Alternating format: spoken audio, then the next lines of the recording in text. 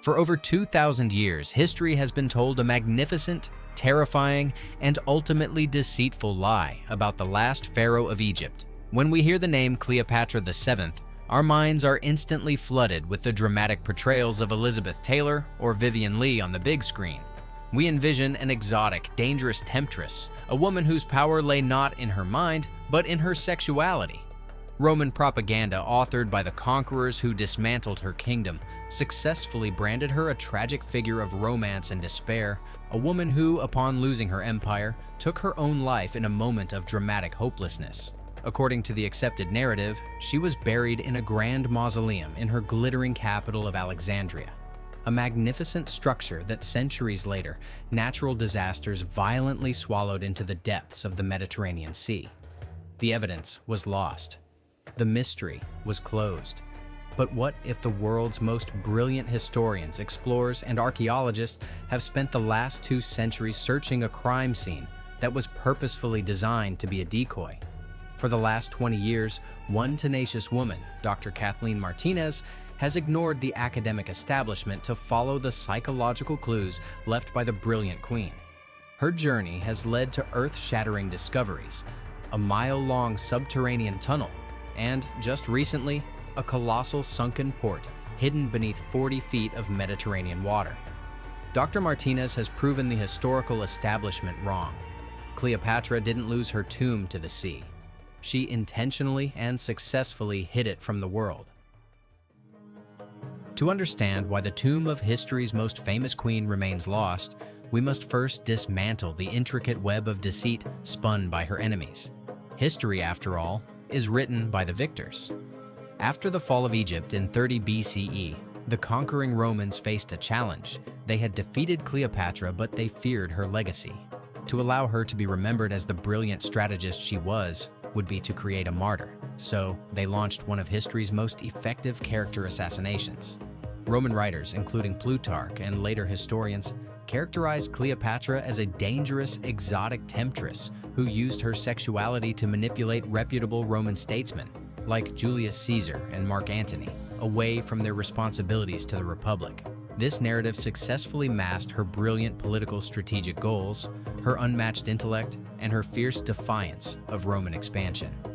In 2024, context from leading museum curators confirms that Western historians and artists unfortunately picked up that baton and ran with it, embedding the false image of the passive, romantic seductress into the modern consciousness. The truth, painstakingly reconstructed by Dr. Kathleen Martínez and supported by 20 years of her archaeological data, is vastly different. Cleopatra VII was a descendant of Ptolemy I Soter, one of Alexander the Great's most trusted generals, who established the Ptolemaic dynasty in 305 BCE. Ascending to the throne at just 18, she was a true intellectual and a relentless defender of Egypt's sovereignty. Martínez views the queen as a philosopher, a doctor, a chemist, and a specialist in cosmology, a mind that was unmatched in her era. She was the only Ptolemaic ruler who bothered to learn the Egyptian language, allowing her to communicate directly with her subjects. She meticulously cultivated her public image, presenting herself not just as a queen, but as the living embodiment of the goddess Isis, the divine source of magic, healing, and resurrection. This association was not merely symbolic, it was the foundation of her political authority. This context is vital when analyzing her defeat in 31 BCE at the Battle of Actium. While standard histories focus on her supposed panic and flight, Martínez and modern analysts view her actions as a tactical, strategic retreat. Following Caesar's assassination, she had entered a powerful political alliance and intense romance with Mark Antony. Together, their naval forces were massive, yet they faced the superior tactical brilliance of Octavian, Antony's rival general. Standard academic summaries confirm Cleopatra personally commanded her own fleet in this catastrophic conflict. Realizing the battle was lost, she didn't just flee. She enacted a contingency plan, attempting to save her navy to protect Egypt for another day. She didn't fail to defend Egypt. She failed to beat Rome on that specific day. When Octavian finally closed in on Alexandria, Cleopatra faced the ultimate political calculation. Standard Roman history is famous for its triumphs, elaborate parades where conquered monarchs were dragged through the streets of Rome in heavy iron chains to be subjected to public mockery before their executions. Cleopatra VII was a strategist, and she was not one to be paraded as a Roman trophy. Her standard psychological profile suggests she viewed this potential capture not as personal despair, but as an existential threat to her divine authority and the future of her lineage. Her decision to take her own life, supposedly via snake venom, a detail Roman propaganda relished but has never been proven, was not an act of hopelessness. It was her final act of strategic defiance. By choosing the time and manner of her death, she denied Rome its trophy and set into motion a symbolic ritual burial plan designed to preserve her divinity forever. Plutarch, the Greek historian whose works are the primary source for the accepted burial narrative, wrote that Octavian allowed Cleopatra and Antony to be buried together in her mausoleum in Alexandria. He wrote that Antony had stabbed himself with his own sword upon hearing a false report of her death, and he ultimately died in her arms within that mausoleum. Plutarch's accounts were authored nearly a century after the event, based heavily on Roman narratives designed to emphasize the romance and tragic nature of their demise. Yet, for 2,000 years, this has been the academic standard. This single historical assumption, that she rests in Alexandria, is the engine that launched decades of fruitless searches by some of the world's most prominent archaeologists. Logistically, the choice of Alexandria for her eternal resting place was a terrible strategic error. Cleopatra knew this. Standard geological history confirms Alexandria is a city haunted by continuous natural disasters. On July 21st, 365 CE, a massive tectonic rupture triggered a catastrophic earthquake in the Mediterranean, generating a devastating tsunami that crashed into the Egyptian coastline with apocalyptic fury. This event, combined with continuous seismic displacements, violently dragged large sections of Alexandria's opulent royal quarter, the very site where historians placed her grand tomb, 20 feet underwater. Today, the ruins of Cleopatra's palaces and mausoleums are believed to lie submerged in the murky, turbulent waters of Alexandria's sunken harbor. Decades of expensive underwater excavations have found palace columns and sphinxes, but the sacred tomb remains elusive. The academic establishment simply accepted a grim, convenient conclusion. Cleopatra's magnificent tomb was either pulverized by the earthquakes, looted into oblivion by invaders, or forever lost to the dark abyss. The case, they argued, was closed, but Dr. Kathleen Martínez saw the flaw in this logic, treating the 2,000-year-old cold case like a crime scene that required an investigative rather than academic mindset. In her pursuit, Martínez realized historians were ignoring a crucial question. Why would a brilliant strategist, a meticulous obsessive planner, leave her sacred remains and the potential future for her divine resurrection in the very city Rome was actively conquering?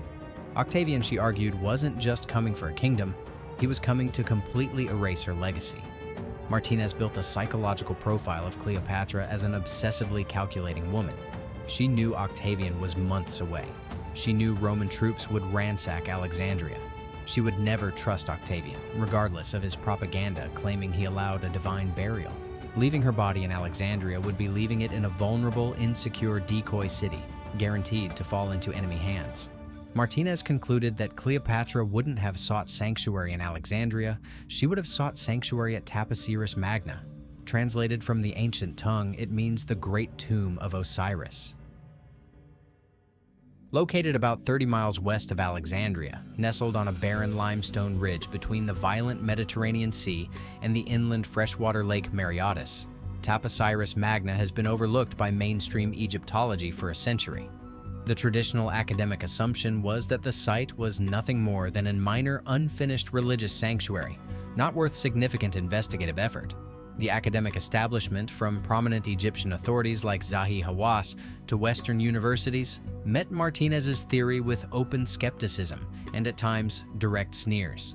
They told the criminal lawyer turned archaeologist that she was chasing a ghost, that she would find nothing, and that all standard historical accounts proved she was looking in the entirely wrong jurisdiction.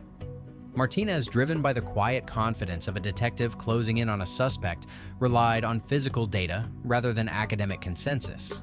If Taposiris Magna was the great tomb of Osiris, it held profound religious symbolic significance for Cleopatra, who viewed herself as the living Isis. According to mythology, Osiris was the god of the dead, murdered and dismembered by his jealous brother. Isis scoured the earth, finding his scattered remains, reassembling him to grant him immortality. Martínez hypothesized that Cleopatra, viewing herself as Isis and Mark Antony, who was frequently associated by the Egyptian public with Osiris, would naturally seek out the great tomb of Osiris as their eternal sanctuary. They wouldn't just be burying themselves, they would be inserting themselves into the ultimate divine ritual of resurrection, designed to make them gods. Martínez was not going to stop.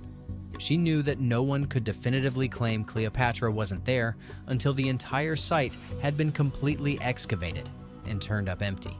In 2005, facing extreme logistics in the windswept ruins, Dr. Martínez began her excavations, and her 20-year struggle has rewritten the history of the entire region.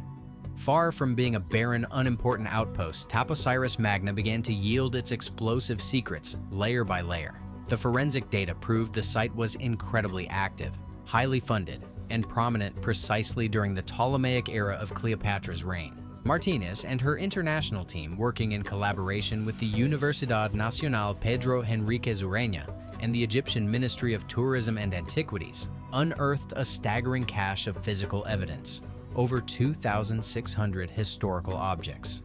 They discovered mummies once covered in gold leaf, a specific burial practice reserved only for high-ranking individuals of royal status. Some of these mummies featured gold-tongue amulets placed in their mouths, an ancient ritual intended to allow the deceased to speak to the court of Osiris in the afterlife. But the smoking gun, the definitive proof that placed Cleopatra at the scene, came in the form of two spectacular finds. First, Martínez unearthed a foundational plate bearing inscriptions in both Greek and hieroglyphics. This plate proved definitively that the temple was expressly dedicated to the goddess Isis, Cleopatra's divine alter ego. Second, the team unearthed the archaeological equivalent of a smoking gun. Over 300 coins stamped with the face and name of Queen Cleopatra VII.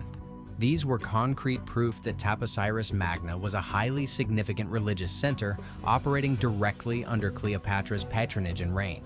Then, in 2022, Martínez's team made a discovery that sent shockwaves through the archaeological world, fundamentally escalating the investigation. While excavating the temple's courtyard, they breached the solid bedrock. Roughly 40 feet underground, they discovered a colossal subterranean tunnel, stretching for an astonishing 4,300 feet, nearly a mile in length. This architectural marvel is a staggering feat of ancient engineering.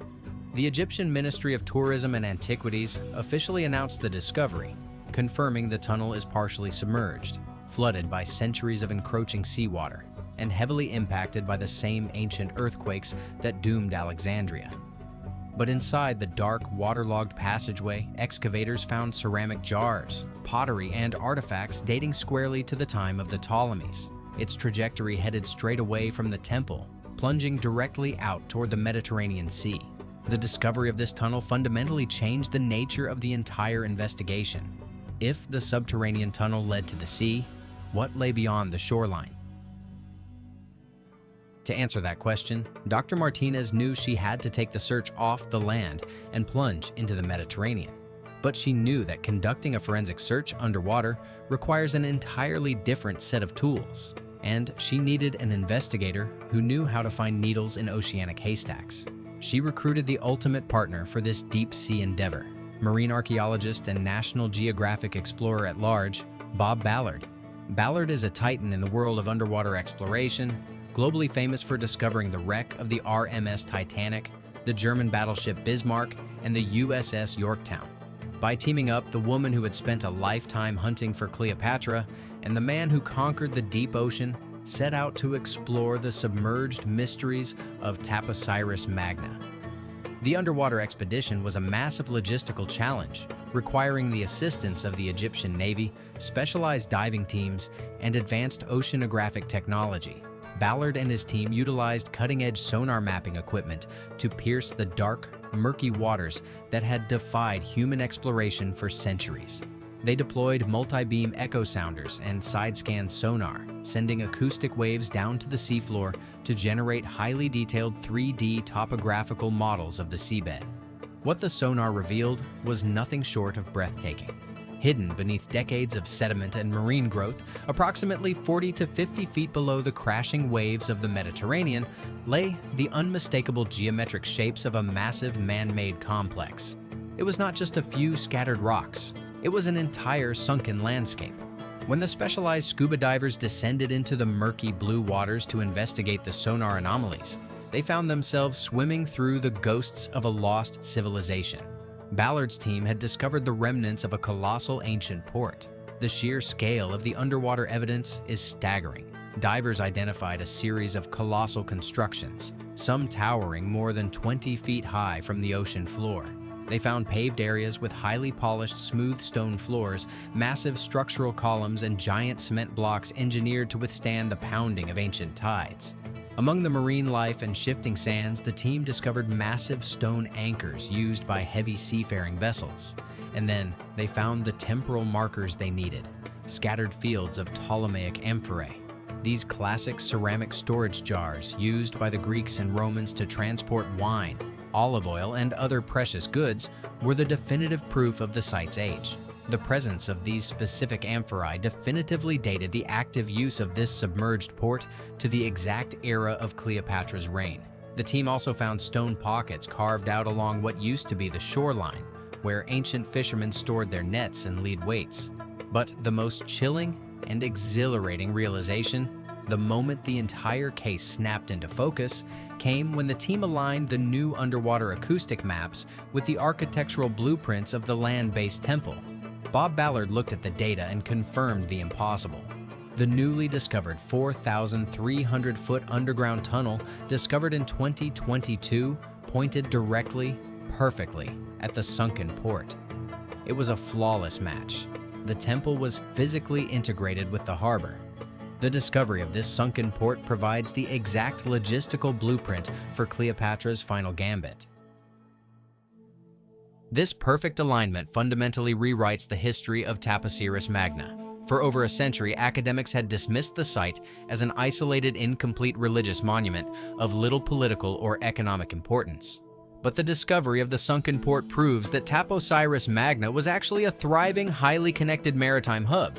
It was a bustling trade center that linked the overland caravan routes and the inland freshwater Lake Mareotis directly to the Mediterranean Sea, and by extension, to Alexandria and the rest of the ancient world.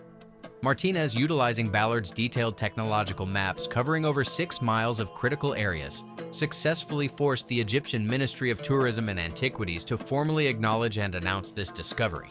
For Martínez, this port is the logistical answer to the ultimate cold case. If Cleopatra was executing a top-secret plan to hide her body and the body of Mark Antony from the advancing armies of Octavian, logistics would have been her greatest enemy. Transporting massive sarcophagi, royal treasures, and the necessary priests for a divine burial across 30 miles of open desert would have been slow, highly visible, and incredibly vulnerable to interception by Roman scouts. But the discovery of a massive, highly developed maritime port, a port directly connected to the temple's inner sanctums via a secure, mile-long underground tunnel, changes the equation completely. This port provided the perfect covert maritime highway. Cleopatra's loyalists could have loaded the royal bodies onto ships in the harbor of Alexandria under the cover of darkness. They could have sailed swiftly down the coast, docked securely at the sprawling fortified harbor of Taposiris Magna, and moved the queen and her treasures entirely underground through the secret tunnel. She could have been transported from the deck of a ship to the subterranean depths of the temple, entirely unseen by the outside world. It is a theory that perfectly marries the psychological profile of the brilliant, calculating queen with the hard, physical evidence now emerging from the sand and the sea. Dr. Kathleen Martínez has stated with absolute conviction that no one can tell that her Cleopatra is not at Taposiris Magna until every inch of the site is excavated. Her resolve is hardened by 2 decades of unyielding desert sun and emboldened by these recent, undeniable underwater triumphs. She remains steadfast in her conviction. As far as she is concerned, the academic establishment that once mocked her has now been forced to rewrite the textbooks. The case is far from closed. But as Martinez pushes forward with underwater excavations using specialized drills to clear the sediment around the colossal sunken ruins, one thing is abundantly clear. The suspect is cornered. The journey to find Cleopatra is a testament to the power of human perseverance and the value of challenging historical dogma with modern forensic data. It highlights the thrilling intersection of ancient history and cutting-edge science, where the legal mind of a defense attorney and the technological brilliance of a deep-sea oceanographer have combined to solve a 2 millennia-old lung mystery. By following the clues left by history's most brilliant tactical queen, Dr. Kathleen Martínez is bringing the ghost of Egypt's last pharaoh back to the surface. Cleopatra may have lost Egypt to Rome, but it seems she won the ultimate battle for her legacy. Did Cleopatra pull off the ultimate strategic vanish, outsmarting the Roman Empire one last time and hiding her divinity in a place they would never think to look? What do you think of this radical theory and the explosive data now emerging from Taposiris Magna? Do you believe Dr. Kathleen Martínez is standing on the threshold of history, or is the ocean simply revealing another fascinating decoy? Share your thoughts and your theories in the comments below. We want to know if you think the case is finally about to be closed.